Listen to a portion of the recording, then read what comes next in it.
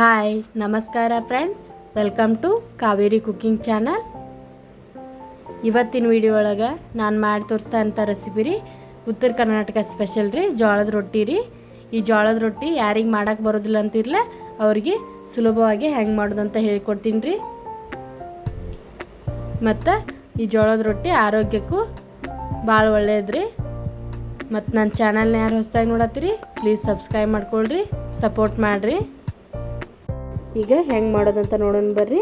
ಇಲ್ಲಿ ನಾನು ಜೋಳದ ಹಿಟ್ಟು ತೊಗೊಂಡೀನಿ ರೀ, ಅದನ್ನು ಒಂದು ಸಾಣಿಗೆಗೆ ಹಾಕಿ ಸಾಣಿಸ್ಕೊಳಾಕ್ತೀನಿ ನೋಡಿರಿ. ಈಗ ಇದಕ್ಕೆ ಜಿಗಿಟಿಗೆ ನೀರು ಬೇಕಲ್ರಿ, ಹಾಗಾಗಿ ಗ್ಯಾಸ್ ಮೇಲೆ ನೀರು ಕಾಯ್ಸಕ್ಕೆ ಇಟ್ಟೀನಿ ರೀ.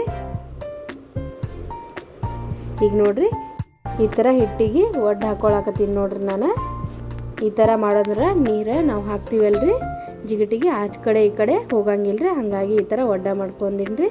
ನೋಡಿರಿ ಕುದಿ ನೀರು ಹಾಕ್ಕೊಳಕತ್ತೀನಿ ರೀ, ನಾನು ಜಿಗಿಟಿಗೆ ಹಾಕ್ಕೊಳತ್ತೀನಿ ರೀ. ಹಾಕಿ ಒಂದು ಸ್ಪೂನ್ ಸಹಾಯದಿಂದ ಈ ಥರ ಕಲಿಸ್ಕೊತೀನಿ ನೋಡಿರಿ. ನಾನು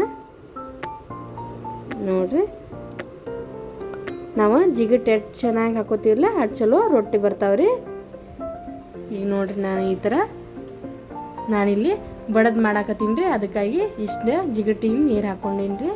ಈಗ ಹಾಕ್ಕೊಂಡು ಅದನ್ನು ಒಂದು ಸ್ವಲ್ಪ ಹೊತ್ತು ಆರಿದ ಮೇಲೆ ರೀ, ಇಲ್ಲಾಂದ್ರೆ ಸುಡೋದ ನಾದಕತ್ರ ಕೈ ಸುಡ್ತೈತೆ ರೀ, ಹಾಗಾಗಿ ಒಂದು ಸ್ವಲ್ಪ ಆರಿದ ಮೇಲೆ ಈ ಥರ ನಾದ್ಕೋತೀನಿ ನೋಡಿರಿ. ನಾನು ಒಂದು ಸ್ವಲ್ಪ ನೀರು ಹಾಕ್ಕೊಂಡು ನಾದ್ಕೋಬೇಕು ರೀ. ಸುಡು ಇರೋವಾಗ ನೀರು ಹಾಕ್ಕೋಬಾರ್ದ್ರಿ, ಹಿಟ್ಟು ಜಿಗಿ ಹೋಗ್ಬಿಡ್ತೈತೆ ರೀ. ಹಾಗಾಗಿ ಒಂದು ಸ್ವಲ್ಪ ಆರಿದ ಮೇಲೆ ಸ್ವಲ್ಪ ತಣ್ಣೀರು ಹಾಕ್ಕೊಂಡು ನಾದ್ಕೋಬೇಕು ರೀ. ನೋಡಿರಿ ನಾ ಈ ಥರ ಇದನ್ನು ಚರ ನಾದ್ಕೋಬೇಕು ರೀ. ಎಷ್ಟು ಚರ ನಾದ್ಕೋತೀವ್ರಲ್ಲ ಅಟ್ಟು ಚಲೋ ರೊಟ್ಟಿ ಬರ್ತಾವ್ರಿ, ಉಬ್ಬಿ ಬರ್ತಾವ್ರಿ, ಮತ್ತು ಮೆತ್ತಗೂ ಆಗ್ತಾವ್ರಿ. ನೋಡ್ರಿ ನಾನು ಈ ಥರ ನಾದಿಟ್ಕೊಂಡಿನಿ ನೋಡ್ರಿ. ಈಗ ಯಾವ ಥರ ನೋಡ್ರಿ, ಈಗ ಗ್ಯಾಸ್ ಮೇಲೆ ಹಂಚು ಕಾಯಕ್ಕಿಡ್ತೀನಿ ರೀ ನಾನು.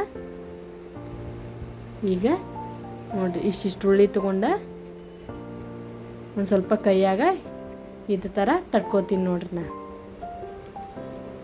ಈಗ ಕೆಳಗಡೆನೂ ಸ್ವಲ್ಪ ಕಲ್ಲಿಗೆ ಹಿಟ್ಟು ಹಚ್ಕೊಂಡು ನೋಡ್ರಿ ಯಾವ ಥರ ತಟ್ಕೋತೀನಿ ಅಂತೇಳಿ ನೋಡ್ರಿ. ರೌಂಡ್ ಶೇಪಲ್ಲಿ ಹಚ್ಕೊಳಕತ್ತೀನಿ ರೀ ನಾನು ರೊಟ್ಟಿ. ಇದನ್ನು ಲಟ್ಟಿಸಿನೂ ಮಾಡ್ತಾರೆ ರೀ.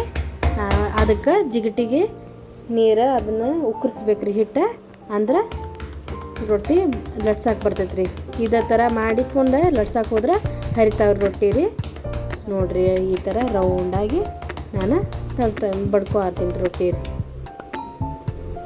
ಈಗ ಹಂಚನು ಕಾದೈತ್ರಿ, ಹಿಂಗೆ ಒಂದು ಕೈಯಾಗ ತೊಗೊಂಡ್ರಿ ಈ ಥರ ತವಾ ಮೇಲೆ ಹಾಕೋತೀನಿ ನೋಡಿರಿ. ಹಾಕ್ಕೊಂಡಿದ್ದಕ್ಕೆ ಮೇಲ್ಗಡೆ ಸೈಡ ನೀರು ಹಚ್ಕೋಬೇಕು ರೀ. ನೋಡಿರಿ ಈ ಥರ ಸುತ್ತಲೂ ಎಲ್ಲ ಕಡೆ ನೀರು ಹಚ್ಕೋಬೇಕು ನೋಡಿರಿ. ನೋಡಿರಿ ಈಗ ಒಂದು ಸೈಡ ಬೇದೈತ್ರಿ. ಈಗ ಇದನ್ನು ತಿರುವಿ ಹಾಕೋತೀನಿ ರೀ. ತಿರುವಿ ಹಾಕ್ಕೊಂಡು ಒಂದು 3 ನಿಮಿಷ ರೊಟ್ಟಿ ಬೇಯಬೇಕ್ರಿ ಇದು. ಈಗ ನೋಡಿರಿ ಎರಡು ಕಡೆ ಚೆನ್ನಾಗಿ ಬೇದೈತ್ರಿ. ಈಗ ಮತ್ತೆ ತಿರುವಿ ಹಾಕ್ಕೊಳಕತ್ತೀನಿ ನೋಡಿರಿ. ಈ ಥರ ಒಂದು ಅರಿವಿ ಸಹಾಯದಿಂದ ಈ ಥರ ಪ್ರೆಸ್ ಮಾಡ್ಕೋತೀನಿ ರೀ. ಸುತ್ತಲೂ ಚಲೋ ತಂಗೆ ಬೇಯ್ತೈತೆ ರೊಟ್ಟಿ. ಮತ್ತು ಅದೇ ಥರ ಇನ್ನೊಂದು ರೊಟ್ಟಿ ಮಾಡೀನಿ ನೋಡಿರಿ. ನಾನು ಅದನ್ನ ಈ ಥರ ತವಿ ಮೇಲೆ ಹಾಕ್ಕೊಂಡು ನೀರು ಹಚ್ಕೋತೀನಿ ನೋಡಿರಿ. ನೀರು ಹಚ್ಕೊಂಡು ಮತ್ತು ಇದನ್ನ ಹೊಳ್ಸ್ಕೊತೀನಿ ನೋಡಿರಿ. ಈ ಥರ ಮಾಡಿ ನೋಡಿರಿ, ರೊಟ್ಟಿ ಉಬ್ಬಿನೂ ಬರ್ತಾವ್ರಿ ಮತ್ತು ಮೆತ್ತಗೂ ಇರ್ತಾವ್ರಿ. ನೋಡಿರಿ ಯಾವ ಥರ ಉಬ್ಬಾಕತ್ತೈತೆ ರೊಟ್ಟಿ ರೀ.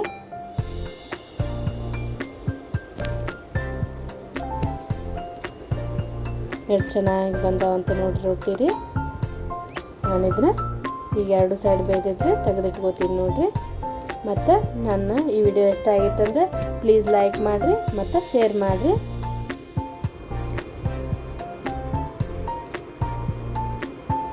ನಮ್ಮ ಕಡೆ ರೊಟ್ಟಿ ಒಂದಿದ್ರೆ ಸಾಕ್ರಿ, ಮತ್ತೇನು ಬೇಡ ರೀ.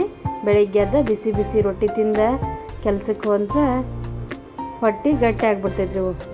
2-3 ರೊಟ್ಟಿ ತಿಂದ್ರೆ ಸಾಯಂಕಾಲವರೆಗೂ ಏನೂ ಬೇಡ ರೀ. ಈಗ ನೋಡಿರಿ ಜೋಳದ ರೊಟ್ಟಿ ರೆಡಿ ಆಗ್ಯಾವ್ರಿ. ಅದ್ರ ಜೊತೆ ನಾನು ಇಲ್ಲಿ ಎಣ್ಗಾಯಿ ಪಲ್ಯ ಮಾಡೀನಿ ರೀ. ನೀವು ಇದೇ ಥರ ರೊಟ್ಟಿ ಮಾಡಿ ನೋಡಿರಿ. ಮತ್ತು ನನ್ನ ವಿಡಿಯೋ ನೋಡಿದ್ದಕ್ಕಾಗಿ ಧನ್ಯವಾದಗಳು ರೀ.